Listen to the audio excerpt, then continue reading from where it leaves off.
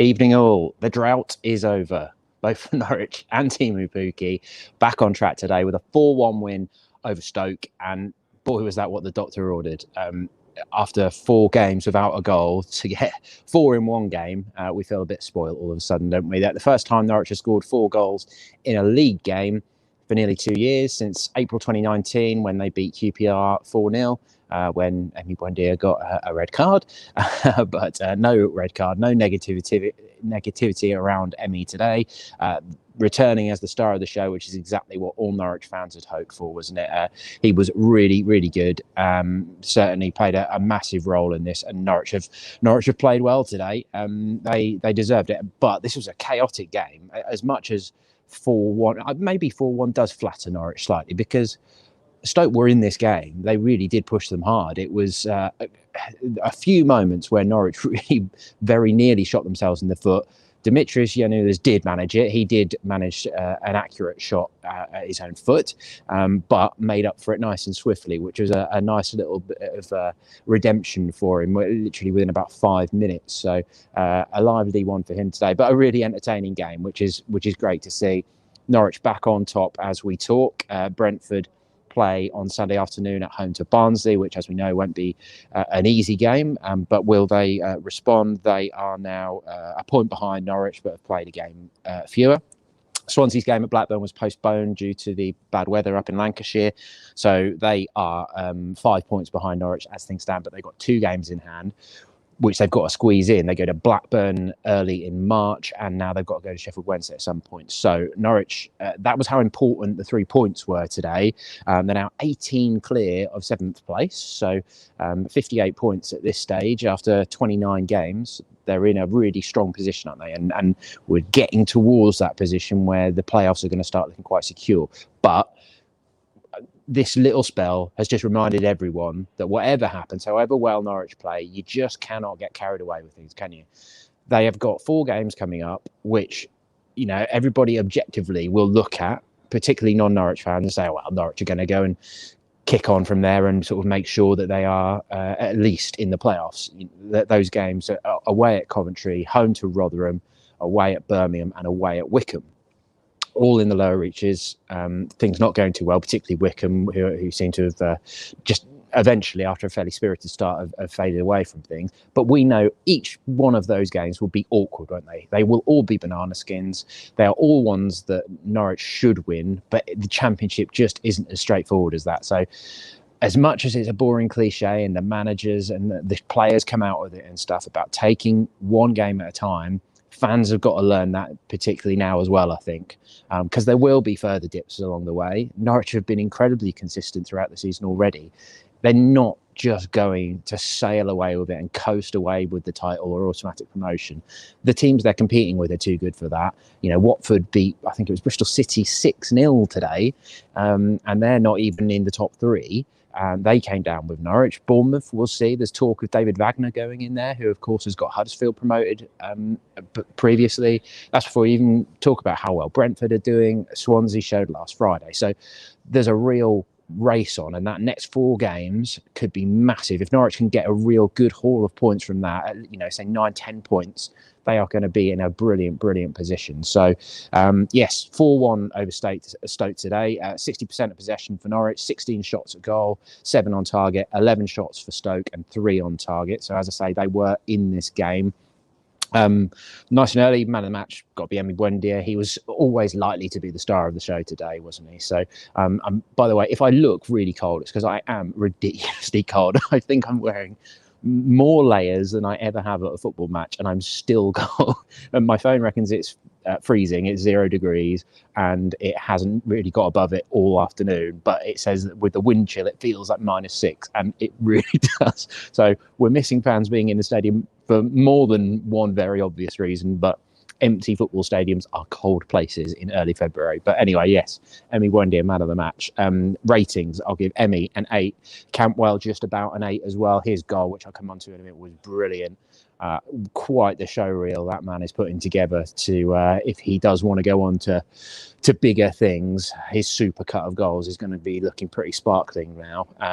Skip and Aaron's as well, I think I'll give 8s to. I thought Aaron's was excellent on the right and is in a really consistent seam of form. Skip had a worrying end to the game, but I thought up to that point he was brilliant, but that it all came from, he got a real clatter to the head midway through the second half. I think it was just after Stoke's goal had brought it back to 2-1. And just a Stoke player just basically headbutted him inadvertently in a corner mix right in the side of the head.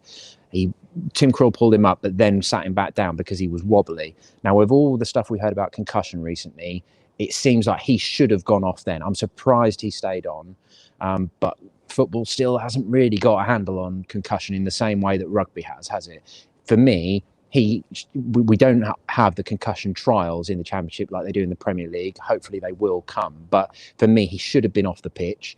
They've turned the lights off. That's helpful. Skip did carry on, did look a bit dazed.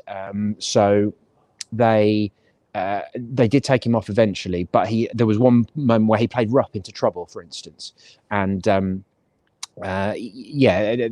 really didn't help him very much. So I'm just trying to work out if I can turn around and give you a bit more light on my face. There we go. Let's try that. Right, sorry, that's very muted, but they normally put the lights on, keep the lights on above us, but they've obviously forgotten at the moment. They'll probably kept, there we go, they're back on. I'll carry on. So, Ollie Skip, yes, looked concussed, but they didn't take him off, and they probably should have done. Daniel's hoping it's not too bad, but yeah, up to that point, I thought he'd been really, really good. There was a real let-off for Norwich early doors as well, though it should be said. John Obi Mikel, second minute, put just wide, and Norwich just sort of watched a corner drop to him, and then he volleyed it beyond the far post, and that could have been a disastrous start, and then it could have been a totally different game, couldn't it? But yeah, just to finish my ratings, I'll give Pookie a 7. Getting a brace, clearly brilliant news for him. 12th and 13th goals of the season. Ben Gibson, Mario Vrancic, I'll give a 7 as well. But McLean, Krul, Hanley, all give a 6. Krul didn't do a lot wrong. They didn't have loads to do. But there was one moment which I'll come on to where he probably could have done better. And Yanulis, big mistake, but makes up for it. So he was better today. There were some good signs. Farker sounded pleased with what he'd done today, but I still don't think he was quite pushing a 7. So, but the breakthrough came in the 15th minute. Todd Cantwell, and it was a flowing team move, built from the back. Nothing too amazing in the build-up, but a flowing team move. Ollie Skip and Grant Hanley eventually get Cantwell going, Buendia involved as well, and Todd just with a real determined run, good bit of skill to get away from his marker. Mario Vrancic 1-2 in the box, little back heel, and then Todd just thumped it low, left-footed into the bottom right corner, past Angus Gunn, former Norwich keeper, of course, in goal for Stoke today. Really thumping finish, and it just really felt like it relieved a lot of pressure. It meant a lot for him and a lot for the team, and it was just a lovely goal. It really was, and it sort of got you excited for what was potentially to come. Stoke had a goal disallowed, 27th minute. Stephen Fletcher, former Sunderland striker, really shouldn't have strayed offside, to be honest. Jack Clark, the Spurs loanee, he nodded on to him, and then he hooked a cross straight back to him, and he nodded past Krul, but he'd just floated off into an offside position, and it was clearly offside, no doubt about it. But that would have been an equaliser, so a let-off for Norwich at that point. And then Grant Hanley had a really funny few minutes where he just couldn't seem to get the ball under his spell at all. He lost possession, Stoke broke, and thankfully Kenny McLean got back to halt Joe Allen in the Norwich box. That situation reversed in the second half after the break when McLean made a terrible back pass, and then it was Hanley who was there to bail him out and just poke the ball around the post. So, as I said, this could have been, a 4-3-5-4. There was a lot of chances, a really open game against a Stoke team who are desperate for a win. I think that's now 9 games without a win, although they've drawn a lot of them, and they're just slipping away from the playoff pace at the moment. But yes, then Norwich had most of the players, you'd imagine. There were little bits and pieces throughout, little chances here and there. Kenny McLean fired just wide in the 40th minute, and then the big moment that Pookie needed. He'd gone 8 games without a goal from open play. He had scored 2 penalties during that run, but he finally got one, and it was all because of Buendia. Really good closing down of I think it was James Chester that he closed down, but the ball is really spinning, and he has to really work to get it under his control and then square to Pookie, who's charged to the back post, knowing that Buendia will get the ball across to him and can just slot past a exposed Angus Gunn. And that meant a lot. You could see it in the celebrations. Emmy really giving his sort of patting Pookie on the head, and Pookie's almost sort of covering his eyes, a bit like he was a little bit emotional about it, like he'd been through a little bit of a tough spell. So that did feel like a big moment for him. And just before half time, it was just so crucial to go in 2-0 up. It felt like Norwich had control of the game and that they could kick on from there. And of course they did. That McLean error that I mentioned a minute ago was 5 minutes after half time. 61st minute, the bad moment from Giannoulis. I'm not sure what he was doing. He just, cardinal sin in football, played across his own penalty area when he was already deep, just gave the ball straight to Nick Powell. Tim Krul completely exposed and slots into the bottom left corner. It was a big mistake, and at that moment you felt really worried for the lad because he looked devastated. It's one of those sort of you want to hold to open up below you and swallow you up. And still so early in his Norwich City career and his time in England, it has been a real tough start to life here for him. But yeah, after that had happened, if Stoke had kicked on and got back into the game, it could have been a really, really big blow for the lad. But within 4 minutes, he links with Cantwell, gets forward, shows his character, puffs out his chest, shows that he's determined to make up for his mistake, and good little bit of skill to get past his man, a little bit of a dummy, and then crosses. Buendia nips in front of Rancic and then slots the ball on the volley, slots it past Angus Gunn for 3-1, and that was just a massive moment. 65th minute, then you thought that with all those mistakes, with everything that had gone on, with all the eventfulness of the game, you think there's no way that Norwich can throw it away from that position, and there were still a couple of scary moments before they made sure of that. That skip moment I mentioned earlier when he played Rupp into trouble, but Max Aarons did really well, had to get it right, but slid in on, I think it was Powell, Stoke player. It was in the box, so if he'd have got it wrong, it could have been a penalty, but he didn't. He got the ball. And then Aarons is involved in the build-up. Buendia gets the ball in the box, and Joe Allen, so experienced, of course, done so well for Wales and played a lot of games in the Premier League, just... Paul really slides in on Buendia, takes him out in the box, clear penalty. Emmy puts the ball down on the spot, gives it to Timu Pukki, knows that he's the man that wants the goal. He's the top scorer. He's the one they want to get firing.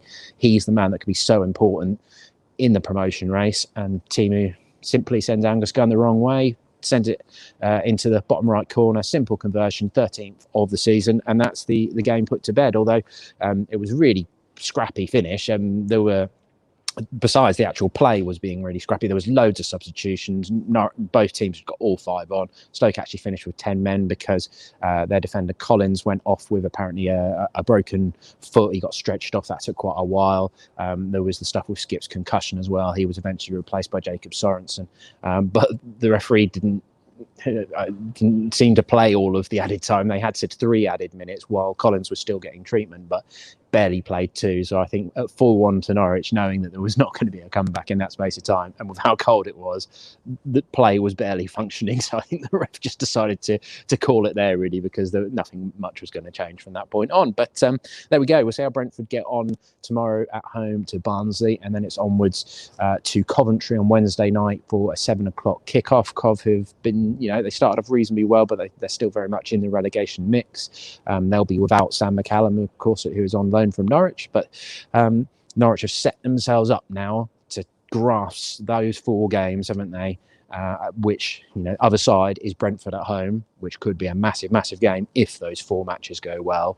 And they've set themselves up really nicely. So great to see Emi Buendia back. Loads of positives to enjoy, lots of entertaining football to enjoy. But let's hope as the temperatures pick up that Norwich can keep picking up the points to stay very much in the promotion race. Thanks very much for watching. Let us know what you thought of the game in the comments below. And of course, pinkin.com is the place to go for all the post-match reaction and analysis. I spoke to Emi Buendia about 2 minutes after the final whistle, literally had to run down from the press box because he was keen to get it done. So yeah, we'll have some reaction from Emi up on pinkin.com on Sunday morning.